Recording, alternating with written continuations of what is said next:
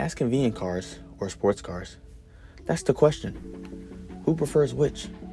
What's the difference? What's better? Between gas convenient cars or sports cars, let's explore the lifestyle, performance, and environmental factors of owning each.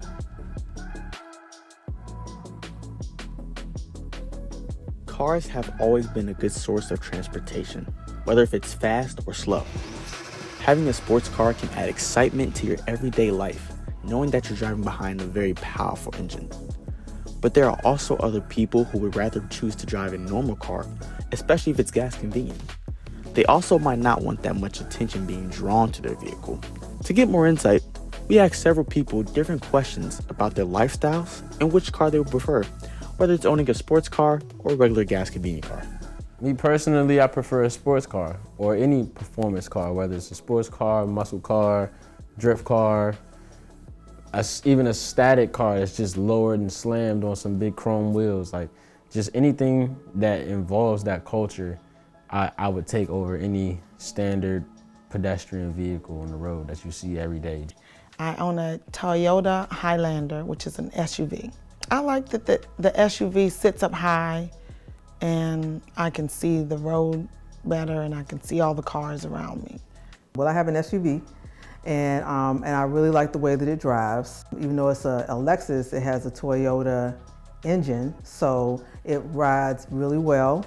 And I love it because I've been able to haul a lot of things in there. So when I go thrifting or when we recently moved, I was able to put a lot of things in that car. So I love it.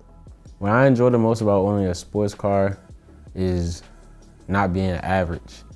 You know, being on the road and knowing that you put your all into it, you put work in the cold, in the heat, you know, you put your heart towards the car, and then everything that you work for, you getting appreciated for. You get on the road and you getting that attention that you desire. You getting, you know, the love and the support from others, you know, from your accomplishments.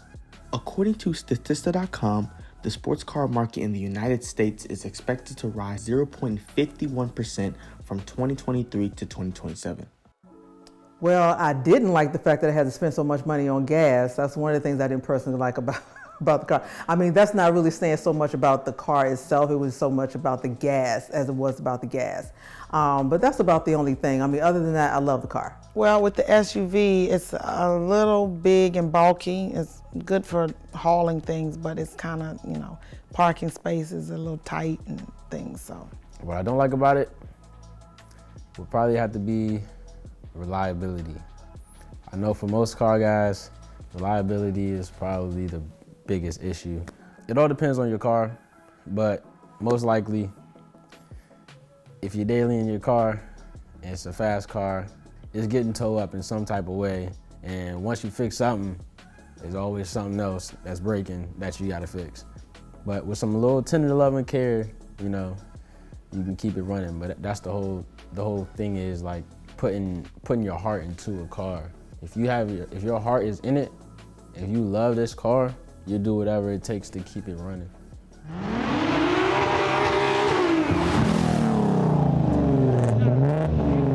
Sports cars usually focus more on aesthetics and performances, while regular cars focus more on ensuring their passengers' safety.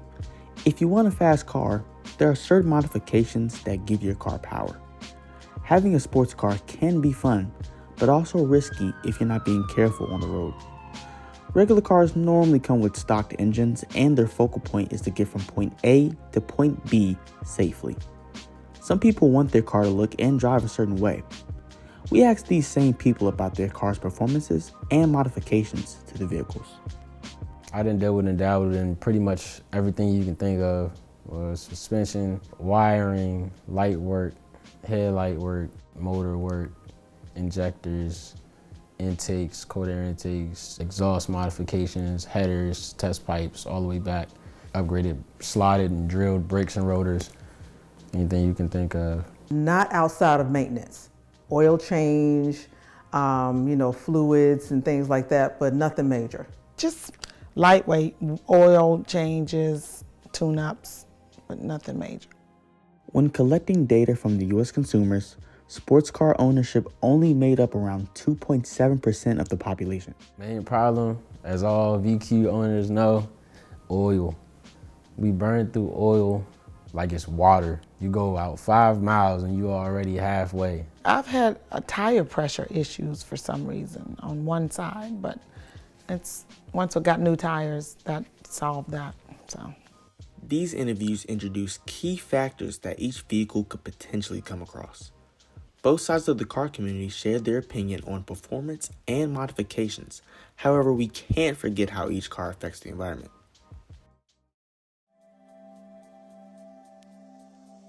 According to EcoGreenEquipment.com, sports cars often have powerful engines that burn fuel at a higher rate than your average car.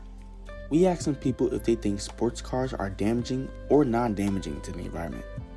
I think that maybe sometimes the exhaust, you gun in it and maybe putting out more exhaust, and also, burning rubber and spinning, and you have a tendency to want to go fast and slam on brakes hard, and you might burn rubber. That might not be very good for the environment. I don't know if the exhaust is any worse than any other car. So sports cars don't do too much harm to the environment, I would say, especially straight out of the dealership, straight from the factory. With stock catalytic converters, pretty much good. You don't gotta worry about nothing. Yet sports cars do sometimes let off a little bit more fumes that are more toxic to the environment. Then when you get into upgrading your exhaust, that's when you're allowing a lot of toxic gases coming from your motor to go up into the atmosphere, tearing down the ozone layer, such. But it's not to the point where it's gonna end the world, in my opinion. Caring for the environment is definitely something to think about when debating on buying one of these vehicles. We asked some people if they thought sports cars were more prone to accidents. It really depends on the driver. It's not so much that it has to do with the car. I don't think. I mean, I didn't take a statistical study or anything like that, but it really has a lot to do with the driver. When you have someone who is enamored by a sports car a lot of times, and then a lot of times they're young with not a lot of experience, then they have a tendency to get into more accidents with sports cars because they like to showboat, and they cut in and out of traffic and things like that, and they can cause accidents. But at the same time, that could be said for somebody driving an SUV or a sedan. If you don't have experience, if you're being careless, if you're distracted or anything like that, then you can get into accidents. I would probably say that it will probably be the sports cars. I would be surprised if it was anything else, but a lot has to do with the driver.